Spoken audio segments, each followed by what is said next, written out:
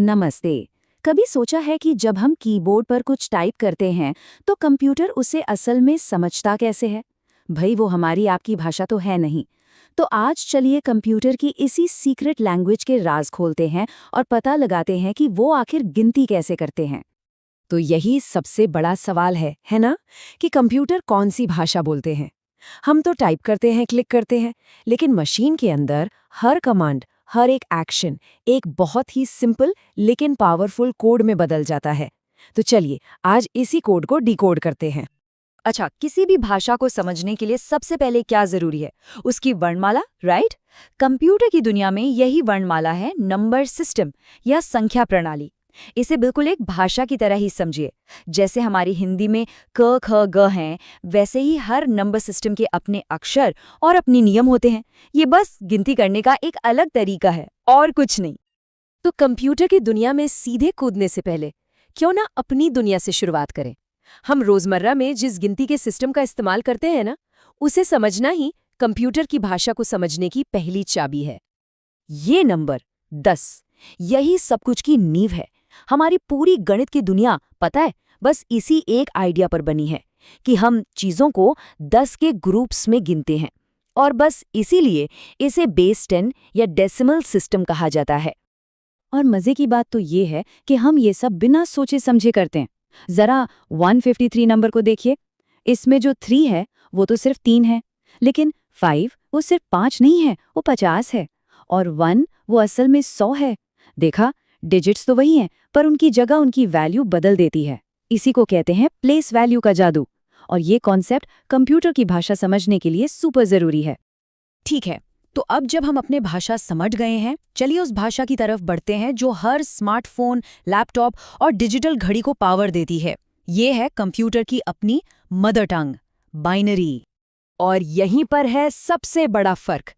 जहां हमारे पास गिनती के लिए 10 डिजिट्स है, वहीं कंप्यूटर के पास सिर्फ 2 होते हैं, 0 और 1। बस इसे एक बिजली के स्विच की तरह सोचिए, ऑफ और ऑन। और यही सादगी, यही सिंप्लिसिटी है जो कंप्यूटर को इतना इतना ज्यादा पावरफुल बनाती है।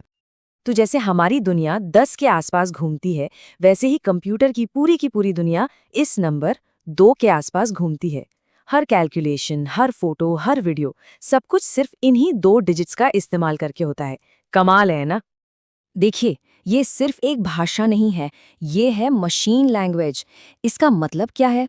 इसका मतलब ये है कि ये हार्डवेयर के सबसे निचले, सबसे बेसिक लेवल पर काम करती है। बीच में कोई ट्रांसलेटर नहीं होता। ये सीधा प्रोसेसर से बात करने का तरीका है। हर ऐप, हर वेबसाइट, सब कुछ आखिर में जाकर इन्हीं 0 और 1 में बदल जाता है। और ये देखिए, ये हमें सीधे सोर्स पर ले जाता है। ये उन असली नोट से है जिन्होंने इस पूरे एनालिसिस को इंस्पायर किया। यहाँ पर हम देख सकते हैं कि बाइनरी नंबर 1011 को डेसिमल में कैसे बदला गया है। तो चलिए देखते हैं कि ये काम कैसे करता है। तो 1111 का डेसिमल में मतलब क्या हुआ? हम बिल्कुल वही प्लेस वैल्यू वाला रूल लगाते हैं, लेकिन बेस 10 की जगह बेस 2 इस्तेमाल करते हैं। सिंपल। तो दाईं तरफ से शुरू करते हैं। पहले 1 को 2 की पावर 0 से मल्टीप्लाई किया, अगले 1 को 2 की पावर 1 से, फिर 0 को 2 की पावर 2 से, और आखिर में 1 को 2 की पावर 3 से। और जब हम इन सबको जोड़ते हैं, मतलब 8, 0, 2 और 1, तो हमें मिलता है 11। तो बाइनरी में जो 1011 है, वो हमारे लिए 11 है। कितना आसान है।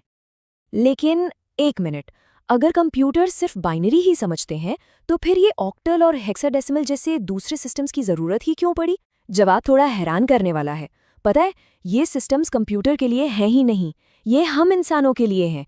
ये बाइनरी की लंबी लंबी लाइनों को पढ़ने का एक शॉर्टकट है।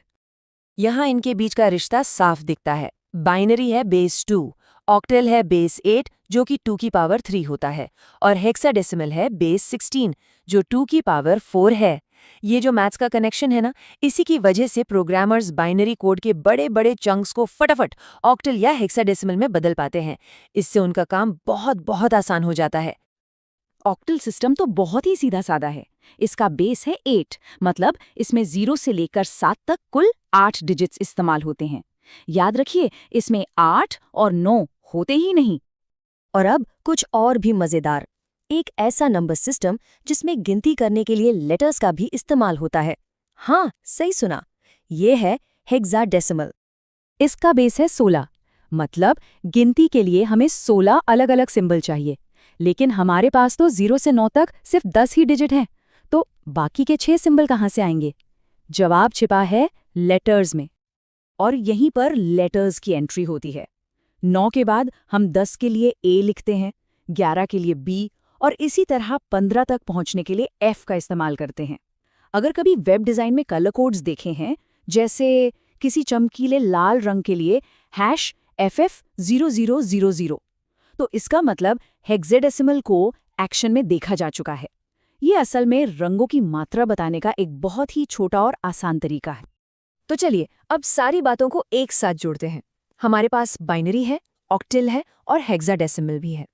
लेकिन सवाल वही है, अगर कंप्यूटर सिर्फ बाइनरी पर ही चलते हैं तो इन सभी सिस्टम्स का असली मकसद क्या है? जवाब बहुत सीधा है। हर सिस्टम का अपना एक खास काम है। बाइनरी है मशीन के लिए, लेकिन जरा सोचकर देखिए कि 111101001001001100 ऐसी लंबी बाइनरी लाइन को पढ़ना कितना मुश्किल होगा। वहीं हेक्साडेसिमल में वही नंबर बन जाता है सिर्फ FAC4, है ना कितना आसान। तो ऑक्टल और हेक्साडेसिमल बस इंसानों के लिए बाइनरी को पढ़ने और लिखने का एक शॉर्टकट है। तो आखिर में एक सवाल छोड़ जाता हूँ। आज हमने देखा कि हमें कंप्यूटर से उनकी भाषा में बात करने के लिए कैसे ट्रांसलेशन करना पड़ता है, लेकिन जैसे जैसे आर्टिफिशियल इंटेलिजेंस और मशीन लर्निंग आगे बढ़ रहे हैं, क्या कभी ऐसा भविष्य आएगा जब कंप्यूटर हमारी भाषा डेसिमल और हमारे शब्दों को सीधा सीधा समझना सीख लेंगे? जरा इस बारे में सोचिएगा।